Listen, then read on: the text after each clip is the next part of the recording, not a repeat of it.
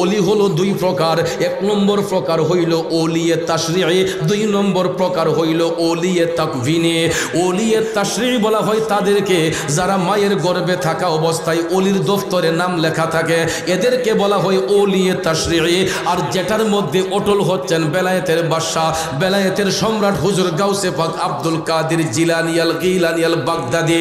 বন্ধুরা আমার, বাবাজিরা, গাউসে পাক মায়ের গর্ভে থাকা অবস্থায় আল্লাহর ওলি এবং কারামতের অধিকারী। বাহাজাতুল আসরার কিতাবটা খুলে দেখবেন, হুজুর গাউসে পাক আব্দুল কাদের জিলানী উনি যখন মায়ের গর্ভে ছিলেন, হুজুর গাউসে পাকের বাবা আবু সালে মুসা জঙ্গি তিনি সফররত অবস্থায় বাড়ি থেকে বের হলেন। যেমন আমিও তো আমার বাড়িতে বউ বাচ্চা রেখে আসছি, সফরে আসছি না? আপনারা যখন অনেক সময় বিদেশ বাড়িতে যান, বউ বাচ্চাকে আল্লাহর আমানতে দিয়ে যায় না?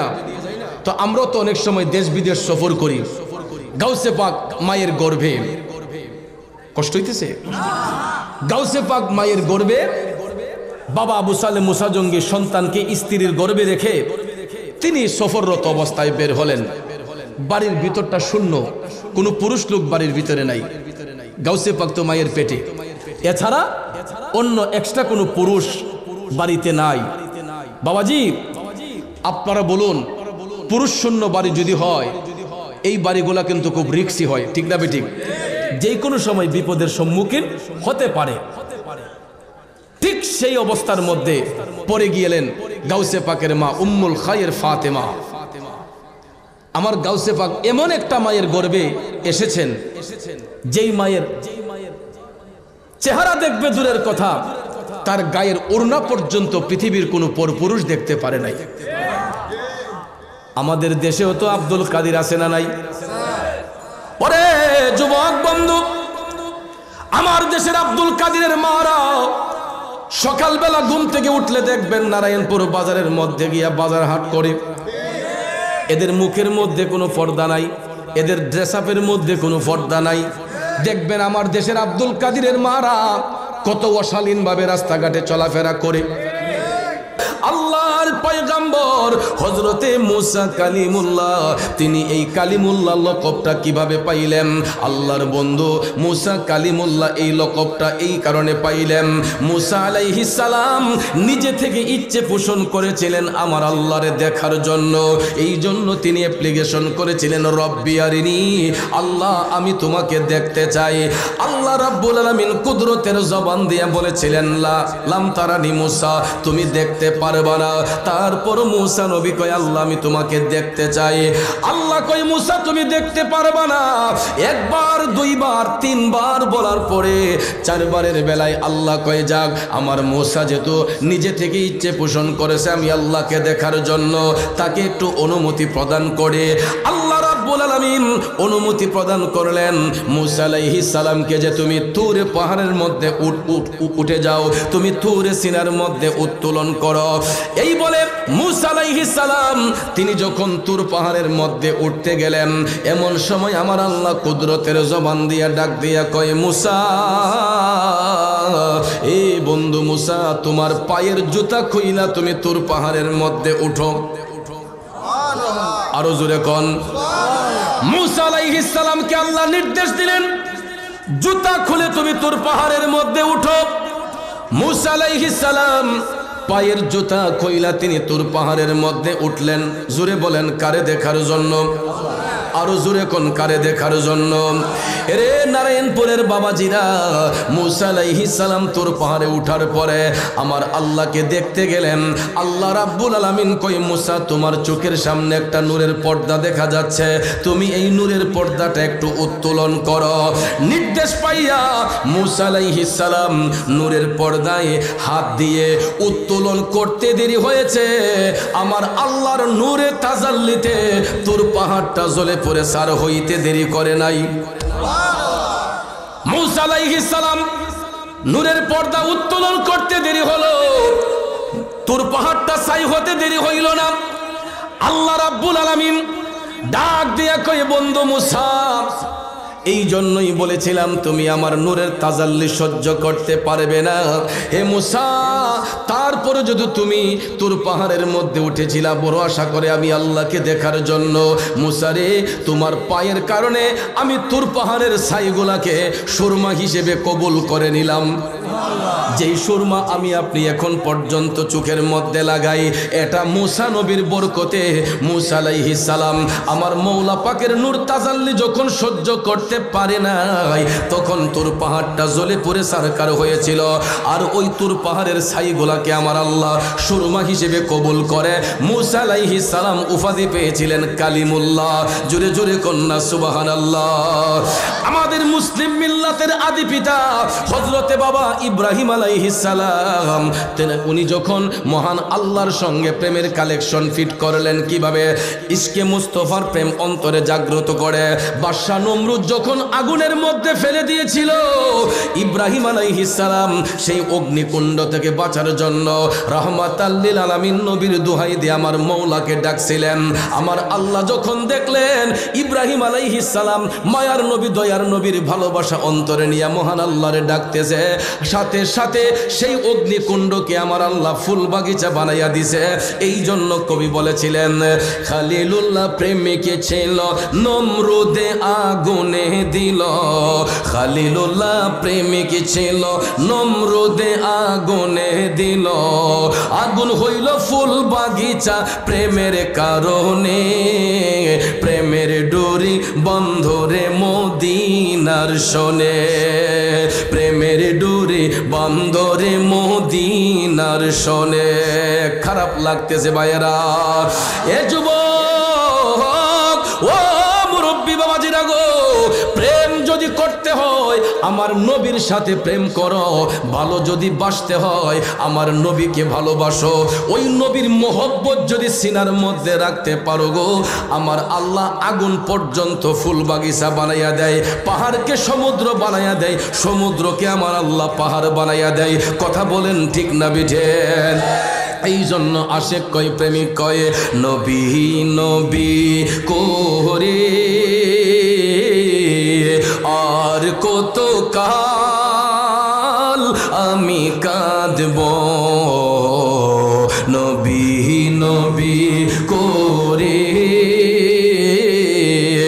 আর কত কাল আমি কাঁদব, আপন নয়নে কবে জানি, আপন নয়নে কবে জানি নূর নবীকে আমি দেখব,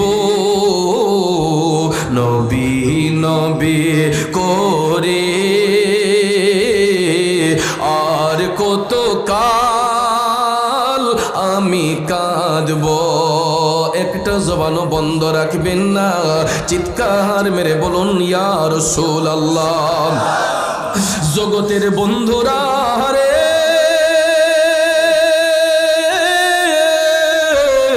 ও মুরব্বী বাবা জিরাঙ্গ, আমার সম্মানিত মা বোনরা যারা শুনতেছেন, ইব্রাহিম আলাইহিস সালামকে বাদশা নমরুদ অগ্নিকুণ্ডের মধ্যে ফেলে দিয়েছিল।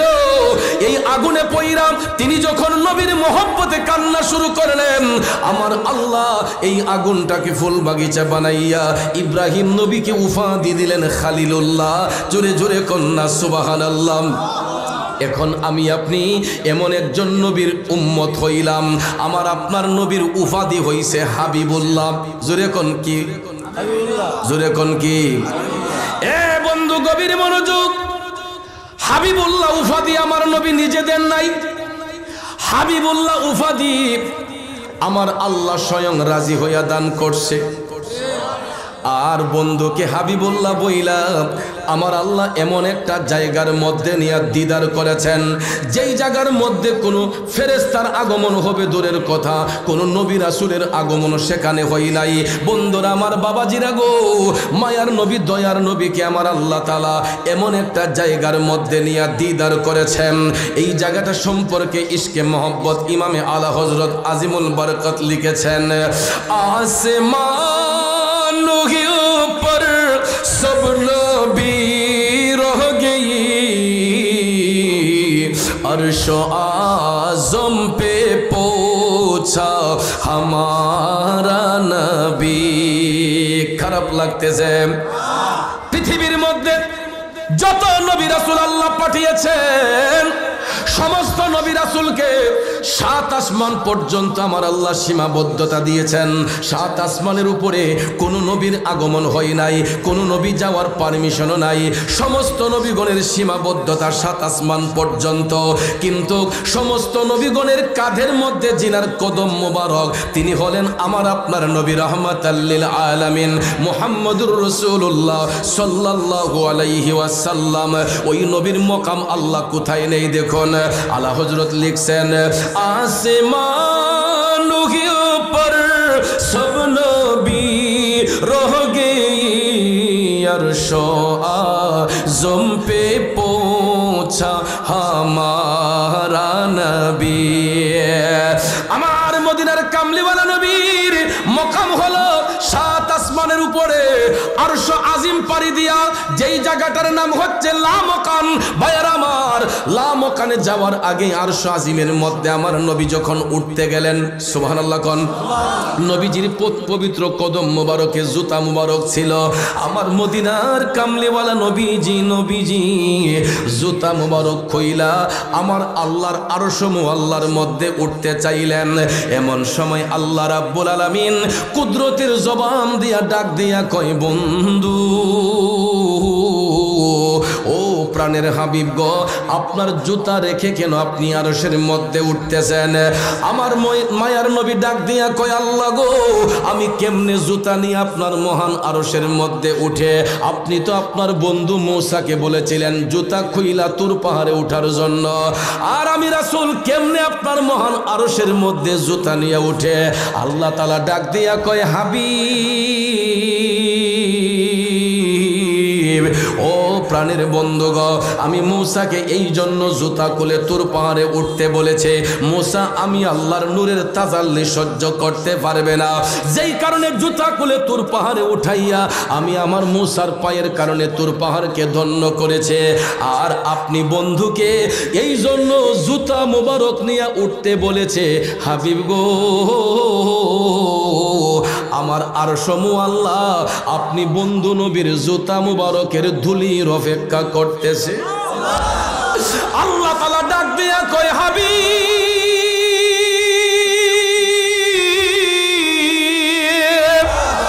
ও প্রাণের বন্ধু গো, আপনার জুতা মুবারকের ধুলি দিয়া আমি আল্লাহর আরশটারে ধন্য করে দেন।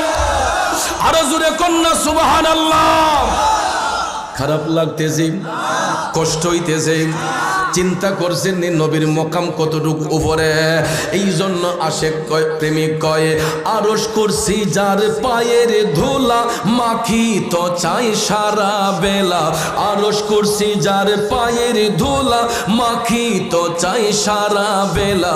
উম্মতের দরদি এমন আর তো দেখি না, উম্মতের দরদি এমন আর তো দেখি না। ও মুসাফির জিয়ারতে চলো মদিনা, সেথায় আছেন নূর নবীজি দয়ার খাজিনা। খারাপ লাগতেছে? নবী আমার আছেন যেথায় জান্নাতের বাগান তো সেথায়, ঠিক কিনা? নবী আমার আছেন যেথায় জান্নাতের বাগান তো সেথায়, সেই বাগানের পরশ পেলে কিছুই চাহি না, সেই বাগানের পরশ পেলে কিছুই চাহি না। ও মুসাফির জিয়ারতে চলো মদিনা, সেথায় আছেন নূর নবীজি দয়ার খাজিনা। একটা জবানও বন্ধ রাখবেন না, চিৎকার মেরে বলুন আল্লাহু আকবার।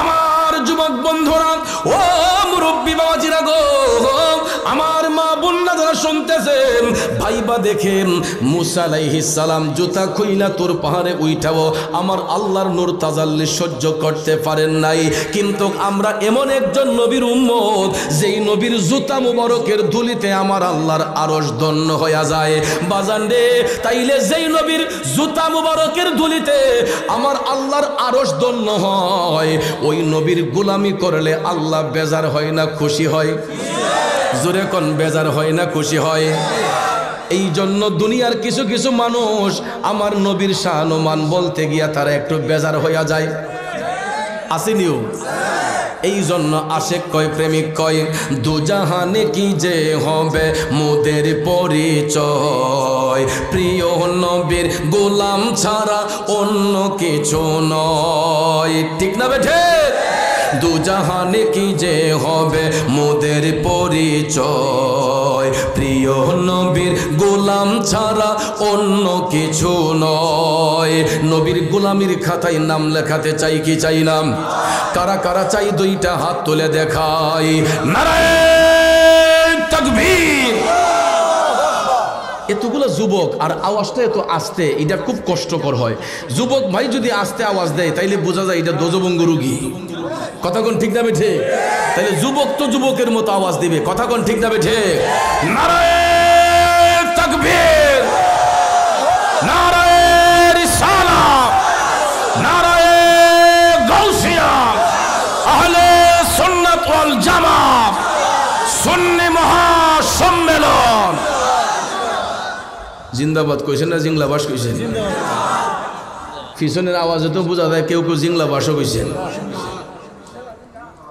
জিন্দাবাদ কইছেন তো আল্লাহ সবার আওয়াজে বরকত দেখ সকলে আমিন কোন আরো জোরে কোন আমিন বাজান এই আওয়াজ দিলে লাভ হয় না লস হয় মাঝে মাঝে যখন নবীর মহব্বতে আওয়াজ আসে রেসালতের স্লোগান ইয়া রাসূলুল্লাহর স্লোগান যখন আসে তখন শয়তান দূর হয় আল্লাহর রহমত বর্ষণ হয় কথা কোন ঠিক না ঠিক তাইলে আমরা আল্লাহর রহমত চাই কি চাই না জোরে বলেন চাই কি চাই না দুজাহানে কি যে হবে মোদের পরিচয় প্রিয় নবীর গোলাম ছাড়া অন্য কিছু নয় প্রিয় নবীর গোলাম ছাড়া অন্য কিছু নয় ঠিক কিনা বলুন নবীর প্রেমিকেরা যুগে যুগে যত সাহাবা হয়েছেন তাবেঈন হয়েছেন তবে তাবেঈন হয়েছেন আইম্মায়ে মুজতাহিদিন হয়েছেন খুলাফায়ে রাশিদিন হয়েছেন ওলি আব্দাল গাউস কুতুব এখন পর্যন্ত যারা হচ্ছেন একমাত্র আমার নবীর গোলামির মাধ্যমে কথা কোন ঠিক কিনা নবীর গোলামি করব কয় কিছু কিছু লেবেন্ডিস মার্কা মৌলবী আছে বোমপাস্টিং মার্কা মৌলবী আছে না এগুলা দেখবেন কয় সারা জীবন যা করছিলাম এটা ভুল করছি কয় সারা জীবন মিলাদ কিয়াম করছে এটা বলে ভুল করছে নবীর যে দাঁড়াইয়া সালাম দিছে কয় জন্মের ভুল করছি তে বলে কোরআন শরীফের কোনো জায়গার মাঝে বলে ঈদে মিলাদুন নবী খুঁজা পাইছে না আর নবীর প্রেমিকরা কোরআন শরীফ খুললেই দেখে আমার নবীর মিলাদের আলোচনা কথা কোন ঠিক কিনা আর হইলে বোঝা গেল কিছু কিছু মৌলবী স্বার্থের উপর যখন আঘাত পড়ে তখন এরা ইমানটাও বিক্রি করে দিতে পারে এদের অবস্থা দেখে আমার নবীর কথা মনে হয়ে যায় ১৫০০ বছর আগে আমার মদিনার কামলিওয়ালা নবী ভবিষ্যৎবাণী করেছিলেন যেটা সহিহ মুসলিম শরীফের মধ্যে আসছে রাসূল বলেছেন এমন একটা ফিতনার জামানা আসবে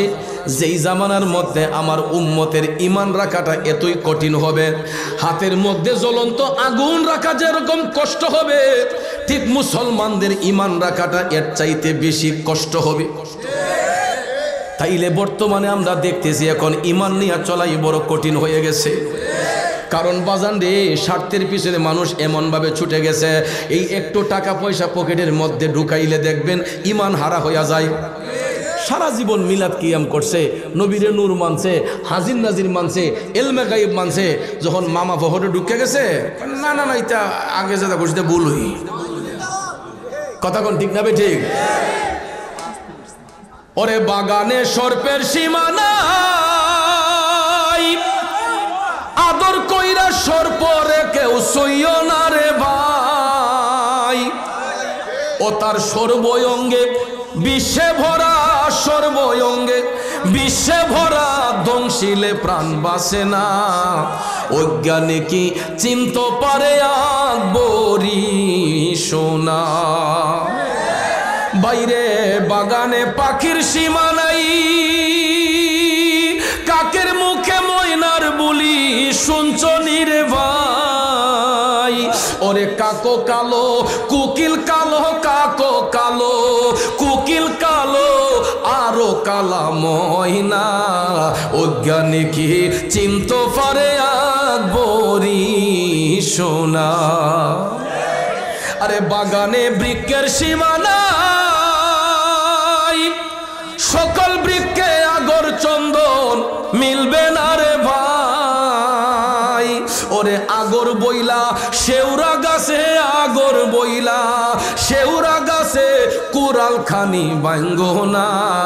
অজ্ঞানে কি চিনতে পারে আকবরী সোনা। রাগ করতেছেন? আরে বাগানে ফুটে নানান ফুল, ও ভাই সকল ফুলে বসে না রে ভ্রমরা বুলবুল। ঠিক নিও? বাগানে ফুটে নানান ফুল, সকল ফুলে বসে না রে ভ্রমরা বুলবুল। রে পদ্ম ফুল তু লিতে যায়, পদ্ম ফুল তু লিতে যায়, জারমনির ফুল তুইল না। অজ্ঞানে কে চিনতে পারে আকবরী সোনা।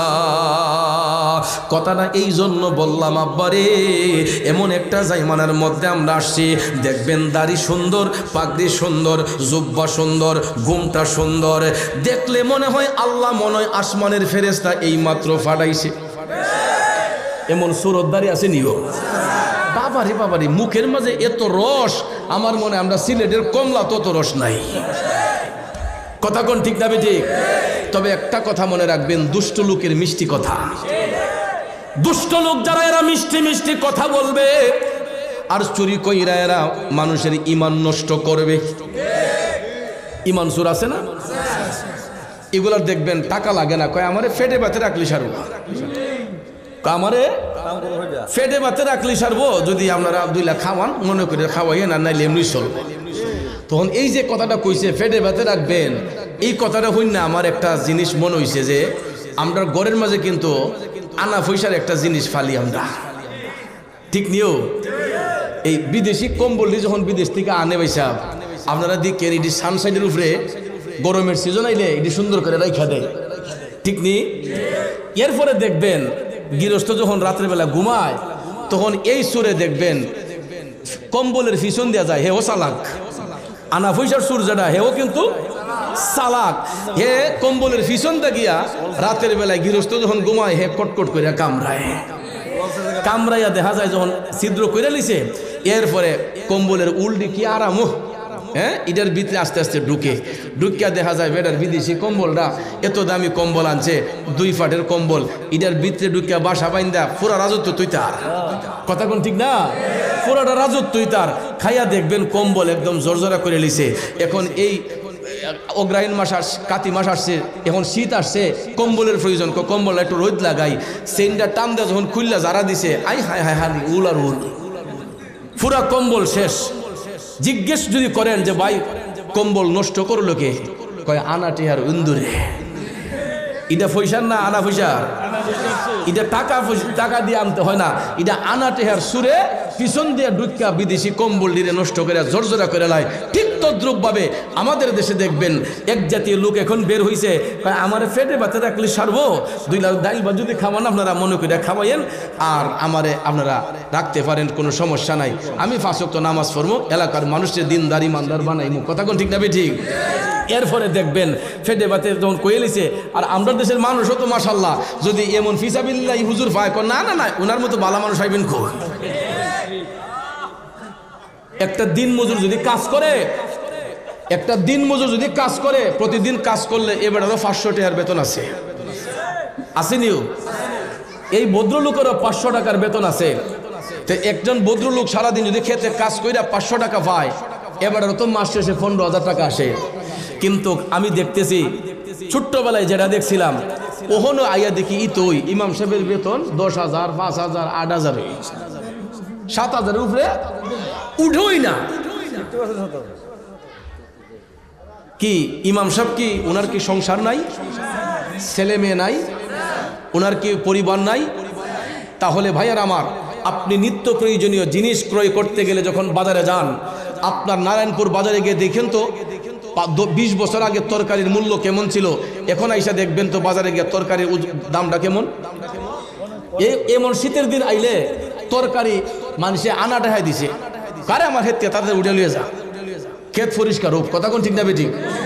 কিন্তু এখন গিয়ে দেখেন সবজির দামটাও, লাল শাক পুঁই শাকের দামটাও আপনি বাজারে গিয়ে দেখেন এমন চড়া, সাধারণ মানুষের এটা হাতের নাগালে চলে গেছে। একজন ভদ্র মানুষ, নম্র মানুষ, উনি 7,000 8,000 টাকার বেতন দিয়ে কিভাবে তার সংসার চালাবে, কিভাবে তার বাচ্চা কাচ্চার পড়াশোনার খরচ যোগাবে। এরপরও ভাইয়ার আমার খালি একটা কথা কয়, আল্লাহ দিব, হুজুর আর আল্লাহ দে, কি আল্লাহ কি মুহ তুলে দিব? উসিলা না করলে সোজা একটা কথা যে হুজুর আর আল্লাহ দে, হুজুর আর আল্লাহ দে। হ্যাঁ, আপনি দেখেন 50,000 1 লক্ষ টাকা ইনকাম করে আপনার পরিবারে শান্তি নাই, কিন্তু একজন ভদ্রলোক 7,000 8,000 10,000 টাকার বেতন দিয়ে চাকরি করলেও দেখা যায় ওনার পরিবারকে উনি পর্দার ভিতরে রাখতে পারছে, ওনার ছেলে মেয়েকে শালীনভাবে রাখতে পারছে। কথা কোন ঠিক না ঠিক? এই জন্য ভাইয়ার আমার, কিছু মূল্যায়ন করবেন, ইমাম সাহেবদেরকে ফিসাবিলিল্লাহ রাখার চেষ্টা করবেন না। যেটা কই ফিসাবিলিল্লাহ বুঝবেন এটার ভিতরে বেজাল আছে, আর এই বেজালটা আইই এলাকার মসজিদ কমিটির সভাপতি আর সেক্রেটারি বিচারবো। কথা কোন ঠিক না ঠিক? সন্ধ্যার পরে দেখবেন কাশি একটা দিয়ে দেবো, কাহা বাইত নি কেডাও, আমি ইমাম সাহেব, ও আজ হুজুর আইন, দেখবেন গড়ে গেছে গিয়া বই ওই চাটা খাইয়া আগে বাইল বীজ করতেছে যে কেমনে কাটন যায় কম্বলটি। কথাটা বুঝছেন না? কেমনে কি করণ যায়? দেখা যায় হঠাৎ করে একদিন সভাপতি সাহেব অসুস্থ, সেক্রেটারি অসুস্থ, দেখা যায় গেছে গে ইমাম সাহেব সন্ধ্যার লগই গিয়া কাছে বই ওই পাউডার কাছে বই, আরে আপনার শরীরটা এত দুর্বল। ইমাম সাহেব যখন টিপ মাইরা দিছে তখন তো সভাপতি একটু ডইলা গেছি। কথা কোন ঠিক না ঠিক? এরপরে কয় কাহা কয়দিন ধরে একটা কথা কমু ভাবছি, অহন কেমনে কি কইতাম? কয় কিতা? কয় কাহা এই মিলাদ কিয়াম যেটা করে মসজিদ, ইটা তো কোরআন হাদিস কোনো জায়গায় পাইছি না। আরো নাউজুবিল্লাহ কইতেন না? চাচা ইটা দেও গেলে হালি নবী নূরের নবী কইতা কোরআন শরীফের কোনো জায়গাত নাই। এবার তো মাদ্রাসার বারান্দা তো গেছে না। কথা কোন ঠিক না? বেড়ায় সাবাইয়া কইতাছে, ও আপনারা মুরব্বী মানুষ, ইমাম সাহেব মানুষ, কোরআন কিতাব পড়েন, আপনারা ভালো বুঝেন, আমরা কি তা কিছু বুঝি? এক কথাই শেষ, ঠিক না? কয়তা কাহা আগামী জুম্মাত আপনি দূর কইয়েন মুসল্লিরারে যে মিলাদ কি আমরা বন্ধ হয়ে জায়গা মসজিদ। এরপরে দেখবেন সভাপতি মসজিদে গিয়ে শুক্রবারে লঙ্গিটা দইরই নামাজের পরে 2টা কথা আছে যাইয়েন না, এটা কইলে তো দরবার লাগে জায়গা, ঠিক না ঠিক? এই কথাটা কইলে কিন্তু দরবারটা লাগে। আর কিছু কিছু রেডিমেড মুসল্লি আছে শুক্র আলী ডিম, এরা তো মনে করেন তৈয়ার তাহে যে শুক্রবারে নাহলে কোনো একটা কথা নিয়ে উঠতে জায়গা, ঠিক না ঠিক? রাজনীতি নিয়ে এখন মাঠে ময়দানে নাই, রাজনীতি এখন সব গেছে গা মসজিদের ভিতরে, মাদ্রাসার ভিতরে। এখন মাহফিল নিয়ে তো রাজনীতি চলে, কথা কোন ঠিক কিনা? এত অধপতনে আমরা চলে গেছি বাইরে, সবকিছু নিয়ে ঢংডাং করতে করতে এখন ইসলাম নিয়ে পর্যন্ত ছিনিমিনি খেলা শুরু হয়ে গেছে। সভাপতিরা যখন গলাই লিছে এবারে হারিয়া কয়, ইয়া আমরা আগে মসজিদ মিলাদ কিয়াম যে করছেন এটা আমরা হুজুর মালো মানুষ উনি পাইছি, উনি এটা কোরআন কিতাবও পাইছে না, যেহেতু পাইছে না এটা আমরা করার দরকার নাই, বাদ দেন। করছিনি ইমানটা নষ্ট করছিনি। এই জন্য যুবক ভাইয়ার আমার সোচ্চার থাকতে হবে, সবসময় অ্যালার্ট থাকতে হবে। এইরকম কিছু কিছু মুনাফিক বেঈমান বিভিন্ন এলাকার মধ্যে, যে এলাকায় নবী প্রেমিক থাকে, ওলি প্রেমিক থাকে, ওই এলাকাগুলোর মধ্যে বিচরণ করে, যদি একটা সুযোগ পায় একটা জায়গা দখল করতে পারে, আব্বারে দেখবেন ইঁদুর যেমনে কম্বলগুলা নষ্ট করে, ওই সমস্ত আনা টাকার হুজুর গুলাইসা কিছু কিছু এলাকার মধ্যে বেঈমান গুলাইসা এলাকার মানুষদেরকে গুমরা করে ফেলে, ঠিক না বেঠে? এই জন্য আমি বিনয়ের সহিত বলবো, মসজিদের মধ্যে ইমাম সাহেব যদি রাখেন, আগে দেখবেন তার আকীদাটা ঠিক আছে কিনা। সেরা দেখেন না, কালো হোক ফর্সা হোক, যদি নবীর মহব্বতকারী হয় তাহলে বুঝবেন ওই ব্যক্তির সিনাটা আল্লাহর নূরের আলোয় আলোকিত আছে, ঠিক না ঠিক? নবীর নূরে আলোকিত আছে, কথা কোন ঠিক কিনা? কারণ ভাইয়ার আমার সাহাবী হজরতে বেলাল হাবশিও তো কালো ছিলেন, ঠিক না? এমন কালো ছিলেন যার মতো কালো সাহাবী আর কেউ ছিলেন না, কিন্তু কালো হওয়ার পরেও অন্তরের মধ্যে ইশকে রসুলের জজবা থাকার কারণে আমার রসুল বলেছিলেন, বেলাল তুমি তো আমার আগে জান্নাতে কদম রাখবা। হযরতে বেলাল ডাক দিয়া কই, নবী গো, নিশ্চয়ই মনে হয় আমি কোনো বড় ধরনের অন্যায় করেছে। ইয়া রাসূলুল্লাহ, আপনি দু জাহানের সরদার, আপনি রাহমাতাল লিল আলামিন, আপনার আগে আমি হাবশি কেমনে জান্নাতে আগে প্রবেশ করব? আমার নবী তখন ডাক দিয়া কই, বেলাল তুমি এমন ভাবে ইসলামের খেদমত করেছো, এমন ভাবে তুমি তোমার নবীকে তাজিম করেছো, হাসরের ময়দানে আল্লাহ রাব্বুল আলামিন আমি রাসূলের বহন করার জন্য একটা জান্নাতি বাহন যখন পাঠাইব, ওই জান্নাতি বাহনের সামনে একটা শিকল থাকবে কাঁধে নিয়ে টানার জন্য, কাঁধে নিয়ে টানার জন্য। বেলাল রে, আল্লাহ রাব্বুল আলামিন শিকল টানার জন্য তুমি বেলালকে মনোনীত করেছেন, পছন্দ করেছেন। আমি রাসূল ওই সাওয়ারের উপর বসা থাকবো, আর শিকলটা থাকবে তোমার কাঁধের মধ্যে। শিকল যেহেতু তোমার কাঁধে থাকবে বেলাল, জান্নাতের দরজা খোলার পরে সর্বপ্রথম কার কদমটা পড়বে? কারণ তে তো গোলামিতে মাশগুল, আমার নবীর গোলামি যে করেছে, এই জন্য গোলামের কত দাম দেখেন। শিকলটা যখন গোলামের কাঁধে থাকবে গো, ওই গোলামটাই তো আগে থাকবে, কথা কোন ঠিক কিনা? জান্নাতের দরজা খোলার পরে শিকল টাননেওয়ালা লোকটাই তো আগে প্রবেশ করবে। এই জন্য আমার নবী বলেছেন, বেলাল তুমি আমি রাসূলের আগে জান্নাতে প্রবেশ করবে। তাইলে আমার নারায়ণপুরের বাবাজিরা আপনারা বলুন, নবীর গোলামিতে শান্তি আছে না নাই? জোরে কোন আছে না নাই? দুনিয়াতে লিখে দিলাম নবীর গোলামিতে নাম, নবীর গোলামিতে নাম। এ বন্ধু, আশিক রাসূল বলবো না, আমরা গোলামে রাসূল। গোলামি করতে করতে আশিকের খাতায় একদিন নাম আসবে গো। কারণ আমার গাউসে পাক আব্দুল কাদের জিলানী আল গিলানী তিনি কেমনে কুতুবে রাব্বানী হয়েছেন, কেমনে তিনি শাইখ সুলতান হয়েছেন, কেমনে তিনি মহিউদ্দিন হয়েছেন। আপনারা গাউসে পাকের জীবনী যদি পড়েন, পইরা দেখবেন আমার গাউসে পাক তিনি মায়ের গর্ভে থাকা অবস্থায় আমার নবীর গোলামিতে মাশগুল ছিলেন। মায়ের গর্ভে থাকা অবস্থায় গাউসে পাক মায়ের গোলামিতে, নবীর গোলামিতে মাশগুল ছিলেন। কারণ ওনার মা একজন নবীর গোলাম ছিলেন, গাউসে পাকের বাবা নবীর গোলামিতে মাশগুল ছিলেন। বাহাজাতুল আসরার কিতাব আমি পড়ে দেখলাম, গাউসে পাক যখন মায়ের গর্ভে যখন আসলেন, আমার মদিনার কামলিওয়ালা নবী বাবা আবু সালে মুসা জঙ্গিকে স্বপ্নে যুগে রসুল দিদার করেছেন। আমার নবী দিদার করে বলতেছেন, এ আবু সালে, এ আবু সালে মুসা, তোমার ঔরসে আল্লাহ রাব্বুল আলামিন আমার সন্তান আব্দুল কাদিরকে দান করতেছেন। হে মুসা, তোমার আব্দুল কাদির এমন একটা পার্সন যাকে আমার আল্লাহ বন্ধু রূপে গ্রহণ করে নিছে।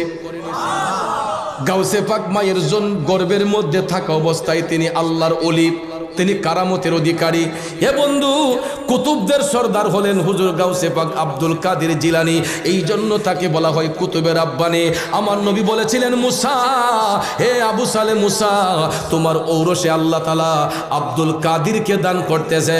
নামটা পর্যন্ত আমার নবী রাইখা দিছে, নামটা পর্যন্ত নবী রাইখা দিছে। আব্দুল কাদির তোমার ঔরসে আসতেছে, তার কাদের মধ্যে আমি নবীর কদম থাকবে। আর আমার আব্দুল কাদিরের কদমটা পৃথিবীর যত ওলি হবে, যত আল্লাহর বন্ধু হবে, সমস্ত ওলিদের কাদের মধ্যে কদম থাকবে আব্দুল কাদিরের। আর আব্দুল কাদিরের কাদের মধ্যে কদম থাকবে আমি রাসূলের। আরো জোরে কন্যা সুবহানাল্লাহ। এই জন্য শায়ের বলেছেন, যে জন গৌসুল আজম সে জন বাগদাদে ওয়ালা, তার কাঁধে যার চরণ যুগল মদিনাওয়ালা। হাই গো, তার কাঁধে যার চরণ যুগল মদিনাওয়ালা, যে জন গৌসুল আজম সে জন বাগদাদে ওয়ালা, যে জন গৌসুল আজম সে জন বাগদাদে ওয়ালা। খারাপ লাগতেছে আমার বাবাজিরা। এ বন্ধু, ওলি হলো দুই প্রকার। এক নম্বর প্রকার হইল ওলিয়ে তাশরিঈ, দুই নম্বর প্রকার হইল ওলিয়ে তাকভিনী। ওলিয়ে তাশরিঈ বলা হয় তাদেরকে যারা মায়ের গর্ভে থাকা অবস্থায় ওলির দফতরে নাম লেখা থাকে, এদেরকে বলা হয় ওলিয়ে তাশরিঈ। আর যেটার মধ্যে অটল হচ্ছেন বেলায়েতের বাদশা, বেলায়েতের সম্রাট হুজুর গাউসে পাক আব্দুল কাদের জিলানী আল গিলানী আল বাগদাদী। বন্ধুরা আমার বাবাজিরা, গাউসে পাক মায়ের গর্ভে থাকা অবস্থায় আল্লাহর ওলি এবং কারামতের অধিকারী। বাহাজাতুল আসরার কিতাবটা খুলে দেখবেন, হুজুর গাউসে পাক আব্দুল কাদের জিলানী উনি যখন মায়ের গর্ভে ছিলেন, হুজুর গাউসে পাকের বাবা আবু সালেহ মুসা জঙ্গি তিনি সফররত অবস্থায় বাড়ি থেকে বের হলেন। যেমন আমিও তো আমার বাড়িতে বউ বাচ্চা রেখে আসছি, সফরে আসছি না? আপনারা যখন অনেক সময় বিদেশ বাড়িতে যান, বউ বাচ্চাকে আল্লাহর আমানতে দিয়ে যায় না? তো আমরাও তো অনেক সময় দেশ বিদেশ সফর করি। গাউসে পাক মায়ের গর্ভে, কষ্ট হইতেছে? গাউসে পাক মায়ের গর্ভে বাবা আবু সালেহ মুসা জঙ্গি সন্তানকে স্ত্রীর গর্ভে রেখে তিনি সফররত অবস্থায় বের হলেন। বাড়ির ভিতরটা শূন্য, কোনো পুরুষ লোক বাড়ির ভিতরে নাই। গাউসে পাক তো মায়ের পেটে, এছাড়া অন্য এক্সট্রা কোনো পুরুষ বাড়িতে নাই। বাবাজি আপনারা বলুন, পুরুষ শূন্য বাড়ি যদি হয়, এই বাড়িগুলা কিন্তু খুব রিক্সি হয়, ঠিক না বেঠিক? যে কোনো সময় বিপদের সম্মুখীন হতে পারে। ঠিক সেই অবস্থার মধ্যে পড়ে গিয়েলেন গাউসে পাকের মা উম্মুল খায়ের ফাতেমা। আমার গাউসে পাক এমন একটা মায়ের গর্ভে এসেছেন, যেই মায়ের চেহারা দেখবে দূরের কথা, তার গায়ের ওড়না পর্যন্ত পৃথিবীর কোনো পরপুরুষ দেখতে পারে নাই। আমাদের দেশেও তো আব্দুল কাদের আছে না নাই? পরে যুবক বন্ধু, আমার দেশের আব্দুল কাদেরের মারা সকালবেলা ঘুম থেকে উঠলে দেখবেন নারায়ণপুর বাজারের মধ্যে গিয়া বাজার হাট করে। এদের মুখের মধ্যে কোনো পর্দা নাই, এদের ড্রেস আপের মধ্যে কোনো পর্দা নাই। দেখবেন আমার দেশের আব্দুল কাদেরের মারা কত অশালীনভাবে রাস্তাঘাটে চলাফেরা করে। গাউসে পাকের মা আব্দুল কাদের জিলানীর মা উম্মুল খায়ের ফাতেমা, তিনিও মা। আমাদের দেশের মারাও মা। ওই মায়ের এবং আমাদের দেশের মাদের মধ্যে পার্থক্যটা কেমন দেখেন। আমার গাউসে পাকের মা আব্দুল কাদের জিলানীর মা উম্মুল খায়ের ফাতেমা, যিনি চতুর্দেয়ালের বাহিরে কোনোদিন যান নাই। প্রয়োজনের তাগিদে যা যা দরকার হতো স্বামী এইগুলা ক্রয় করে দিতেন। আল্লাহু আকবার কোন। কিন্তু আমাদের দেশের মধ্যে দেখা যায় আমাদের মহিলা মা বোনরা তাদের গোপন অঙ্গের জিনিসগুলা কেনার জন্য নিজে দোকানে চলে যায়। একটা পুরুষ ব্যক্তিকে গিয়ে বলতে তো লজ্জা লাগে, আমাকে এটা দেন, এটা দেন। মহিলাদের কিছু পার্সোনাল জিনিস আছে, একটা নারীর পার্সোনাল জিনিস কে এনে দিবে? স্বামী এনে দিবে, তার উপযুক্ত স্বামী। হ্যাঁ, আপনি বিদেশে থাকতে পারেন, আপনি বিদেশ থেকে আপনার স্ত্রীর পার্সোনাল জিনিসগুলা যদি আপনার আসতে 1 বছর 2 বছর দেরি হয়, 2 বছরের জিনিসগুলা আপনি একসঙ্গে কিনে আপনি এক্সট্রা বাজার বাদ দেন, আপনার স্ত্রীর গোপন জিনিস যেগুলা, এটা আপনি ঘরের মধ্যে আমানতে রেখে দেন, ঠিক না ঠিক? আপনার স্ত্রী কেন দোকানদারকে গিয়ে বলবে ভাই এটা লাগবো, এটা লাগবো? তখন দেখবেন আস্তে আস্তে ওই দোকানদারের সাথে আমাদের দেশের কিছু উপযুক্ত সাবালিকা মহিলাদের একটা গোপন সম্পর্ক হয়ে যায়। আস্তে আস্তে করে এই আসা যাওয়া করতে করতে গোপন সম্পর্ক হয়। সম্পর্কের জের ধরে দেখবেন এই সম্পর্কটা যখন ক্লোজ হয়ে যায়, তখন দেখবেন এই মহিলাটা তার স্বামীর মনে ধোঁকা দিয়ে অনেক সময় পরকীয়ার সম্পর্ক করে অন্য ছেলেকে নিয়ে পলায়া যায়। কথা বলেন ঠিক না বেঠে? এই জন্য যারা স্বামী হয়েছেন, আপনারা আপনাদের বিবিদেরকে ঘরের ভিতরে রাখার চেষ্টা করবেন। তাদের গোপন অঙ্গের যেই জিনিসগুলা, পার্সোনাল জিনিসগুলা, প্রত্যেকটা স্বামীর দায়িত্ব হলো আপনি ক্রয় করে দিবেন। হ্যাঁ, আমাদের দেশে কিছু সাবালিকা বোন আছে যারা আনমেরিড, বিবাহ হয় নাই, তারও কিছু পার্সোনাল জিনিস প্রয়োজন আছে। এটা কে কিনে দিবে? ওই মেয়ের বাবা। ওই মেয়ের বাবা কিনে দিবে, কারণ বাবা কখনো তার মেয়ের দিকে কুদৃষ্টি যাবে না। কথা কোন ঠিক না বেঠিক? বাবার কখনো কুদৃষ্টি তার সন্তানের দিকে যাবে না। আর যদি কোনো কুদৃষ্টি সন্তানের দিকে যায়, সে বাবা নামের কলঙ্কিত বাবা। কথা কোন ঠিক কিনা? এই জন্য ভাইয়ের আমার, উপযুক্ত মেয়েদের যারা আনমেরিড, তাদের পার্সোনাল জিনিস ক্রয় করে দিবে তার উপযুক্ত বাবা। আর যেই মেয়ের বিয়ে হয়ে গেছে তার পার্সোনাল জিনিসগুলা ক্রয় করে দিবে তার উপযুক্ত স্বামী, কথা কোন ঠিক না ঠিক? এই জন্য আমাদের মা বোনদের যেই গোপনাঙ্গের পার্সোনাল জিনিসগুলা যেগুলা তাদের নিত্য প্রয়োজনীয় এইগুলা ঘরের মধ্যে রিজার্ভ রাখার চেষ্টা করবেন, যাতে করে আমার মহিলা মা বোনরা বেপরোয়া হয়ে দোকানপাটে গিয়ে এইগুলা কিনতে না হয়, কথা কোন ঠিক না ঠিক? তারপরে হাট বাজারের জন্য আমাদের প্রতিবেশী অনেকেই আছে, যেমন বাড়িতে অনেক লোক আছে, পুরুষ লোক আছে যাদেরকে দিলে বাজার করা যায়। অনেকে রেডিমেড কয়, হ্যাঁ আমার টাইম তো বিদেশ, না হ্যাঁ আপনি কি আমার ঘরে বাজারটা করে দিবেন? সোজা কথা যে তাই তো বিদেশ, তাই আমার ঘরে বাজার করবো কেনা? কেন বাড়ির মধ্যে কি পুরুষ লোক নাই? হয়তো চাচাতো ভাই থাকতে পারে, খালাতো ভাই থাকতে পারে, তাকে দিয়ে আপনি এটা ক্রয় করান, আপনার যেটা প্রয়োজন নিয়ে আসেন। কিন্তু ভাইয়ার আমার, আজকাল দেখা যায় হাট বাজারে গেলে আমার রসুল ১৫০০ বছর আগে বলেছিলেন যে এমন একটা জামানা আসবে যেই জামানার মাঝে পুরুষগুলা নারীদের কাছে জিম্মি হয়ে যাবে, পুরুষগুলা নারীদের কাছে জিম্মি হয়ে যাবে। এটা আমার বাবার বানানো কথা নয়, এটা সহি মুসলিম শরীফে এসেছে এবং এই কথাটা সহি মেসকাতের মধ্যে এসেছে। রসুল বলেছেন ১৫০০ বছর আগে যে এমন একটা জামানা আসবে পুরুষরা নারীদের কাছে জিম্মি হয়ে যাবে এবং পুরুষরা ঘরের ভিতরে থাকবে, নারীরা ঘরের বাহিরে চলে যাবে। আজকাল দেখা যায় হাট বাজারে গেলে, সত্যি আমিও মাঝে মধ্যে বাজার হাটে যাই, হাটে বাজারে গেলে দেখা যায় মাছ বাজারে গেল মহিলাদের কারণে একটা জিনিস লজ্জা লাগে, মাস্ক পরে যাই, এরপরে দেখা যায় অনেক সময় লজ্জাবোধ হয়, কারণ আমার গায়ের ধাক্কাটা যদি একটা মা বোনদের গায়ে লেগে যায় তখন যে কোনো একটা মানুষকে দেওয়া হুজুর মানুষকে ডেক্কা লইছে, কথা কোন ঠিক না ঠিক? এরপরে নিজের লজ্জা লাগে, এই জন্য দূরে থাকি। প্রায় সময় আমি মাছ বাজারে যাই, তরকারি বাজারে যাই, নিজের তো শখ জাগে যে নিজের হাতে বাজারটা করি, যেহেতু আমার সংসার আছে, ছেলে মেয়ে আছে, আমারও ইচ্ছে হয় যে আমি নিজের হাতে বাজারটা করি। কিন্তু বাজারে গেলেই দেখা যায় আমাদের মা বোনদের সংখ্যা বাজারের মধ্যে এখন বেশি। কেন? তারা পর্দার মানুষ, তাদেরকে পর্দায় রাখতে হবে, তাদেরকে কেন আমরা ওপেন ছেড়ে দেব? আর ওপেন ছেড়ে দেওয়ার কারণেই ওই মায়ের গর্ভ থেকে যেই সন্তান ভূমিষ্ঠ হয়, এটা একটা টিকটকার হয়, একটা ইউটিউবার হয়, হইয়া মানুষের নিয়ে তামসা করে, মজা করে, কথা কোন ঠিক না ঠিক? কারণ এটা তো বালা জায়গার থেকে আইছে না, কথা কোন ঠিক না ঠিক? এটার জন্মটি হচ্ছে নাইচা, এলেগা হে নাইচা নাইচে কাজ করে, কথা কোন ঠিক কিনা? ভাইয়ার আমার, বন্ধুরা আমার, কথায় কি রাগ করছেন আপনারা? কারণ বাবা বলো তো ছেলে বলো, মা বলো তো জি, গাই বলো তো বাছুর বলো, দুধ বলো তো ঘি। গাছের গোড়া যদি ভালো হয় ফল সুন্দর হয়, তো গোড়ায় যদি সমস্যা হয় তা আগার ফল কেমনে সুন্দর হইব, কথা কোন ঠিক না? আমার রসুল বলেছেন যে তোমরা একটা কোনো মানুষকে ভরা মজলিসে তোমরা লজ্জা দিও না। কারণ রসুল বলেছেন যদি তোমাদের কোনো ভাই যদি ভুল করে, অন্যায় করে, যে যার দুষ্টাকে ঢেকে রাখবে, হাসরের ময়দানে আল্লাহ রাব্বুল আলামিন তার 1000টা অপরাধকে ঢেকে রাখবে, কথা কোন ঠিক না ঠিক? আর আমাদের দেশের মধ্যে এখন মানুষকে বেইজ্জতি করার জন্য আর কিছু লাগে না, একটা অ্যান্ড্রয়েড মোবাইল সেট হাতে থাকলেও, কথা কোন ঠিক না ঠিক? ভাইয়ের আমার, বন্ধুরা আমার, আমিও এটা থেকে মাহরুম নয়। আমার আলোচনার লাইফে আমি আজকে 22 বছর ধরে আলোচনা করি। 22 বছরের আলোচনার ভিতরে আমার কোনো আলোচনার মধ্যে কেউ বলতে পারবে না যে আমি কাউকে গালি দিয়ে ওয়াজ করছি, বকা দিয়ে ওয়াজ করছি, এবং আমি কোনো অপ্রীতিকর আলোচনা কোনো মাহফিলে করেছি।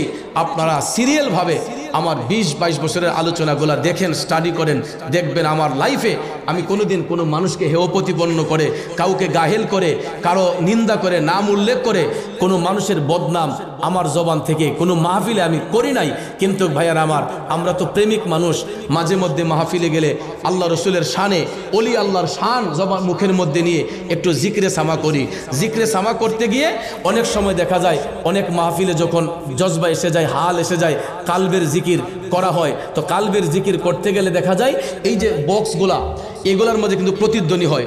আজকে হয়তো ইকোটা স্লাইড দিছে, এগুলার মধ্যে যখন প্রতিধ্বনি বেশি হয় তখন শব্দটা বিকৃত হয়ে যায়, কথা কোন ঠিক না?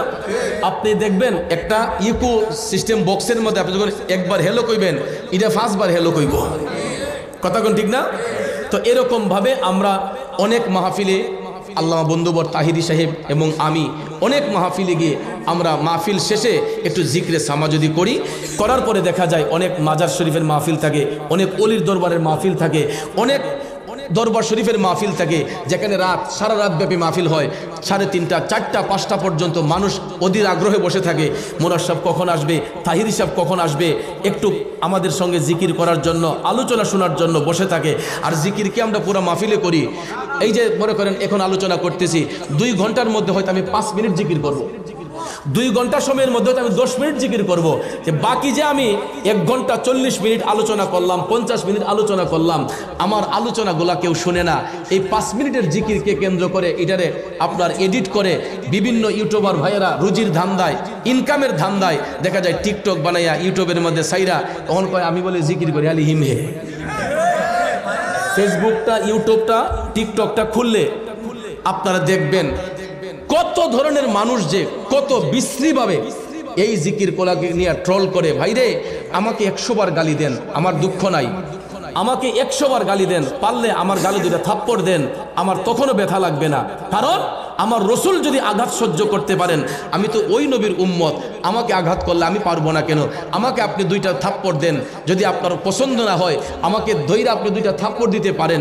কিন্তু ভাইয়ার আমার, আপনারা যেই নামটাকে বিকৃত করেছেন, আপনারা জানেন উজুরি শাহ তিনি যে একজন আল্লাহর আরেফ বান্দা। উজুরি শাহ উনি কি কেমন ব্যক্তি জানেন? ওনার 2টা আস্তানা আমার চোখে দেখেছি, 2টা আস্তানা। একটা হলো ব্রাহ্মণবাড়িয়ার কসবা উপজেলার গোপীনাথপুর ইউনিয়ন, সেটা হলো বারাই গ্রামে। আর আরেকটা আস্তানা হচ্ছে কুমিল্লা জেলার মুরাদনগর উপজেলার বোলঘর গ্রামে। তো উজুরি শাহ হলো এটা ওনার উপাধি। কেন উপাধি? ওনার নাম এখন পর্যন্ত কেউ শনাক্ত জানে না কি নাম ওনার। তো উজুরি শাহ বলা হয়, উনি পুকুর ঘাটে গিয়ে ওনার পেটের নারী বড়ি সবগুলা উজুরি বের করে পানি দিয়া ধুইয়া পরিষ্কার কইরা আবার পেটের ভিতরে ঢুকাইয়া এটা সেলাই করে নিতেন।